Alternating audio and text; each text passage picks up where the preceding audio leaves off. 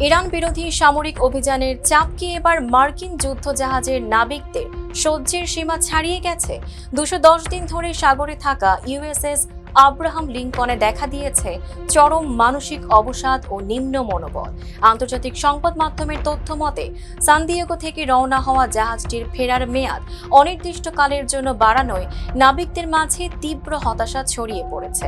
দীর্ঘ সমুদ্র যাত্রায় জাহাজটিতে দেখা দিয়েছে চরম খাদ্য সংকট। দিনে কেবল সামান্য ভাত ও 2টি টর্টিলা খেয়ে বেঁচে থাকা নাবিকেরা পাচ্ছেন না সাবান বা টুথপেস্টের মতো নিত্য প্রয়োজনীয় জিনিসপত্র। এর সাথে বন্ধ রয়েছে লন্ড্রি সেবা আর গোসলখানায় জমেছে ছত্রাক।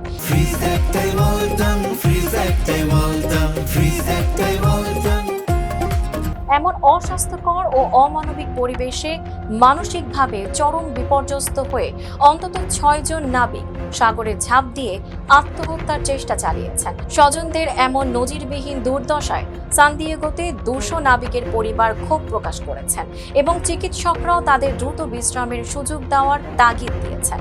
মার্কিন নৌবাহিনী এসব অব্যবস্থাপনা নিয়ে সরাসরি মুখ না খুললেও দাবি করেছে তারা নাবিকদের মানসিক অবস্থা পর্যবেক্ষণে রেখেছে। একই সাথে দ্রুতই ইউএসএস থিওডোর রুজভেল্ট জাহাজটিকে আব্রাহাম লিঙ্কনের স্থলাভিষিক্ত করার কথা জানানো হয়েছে।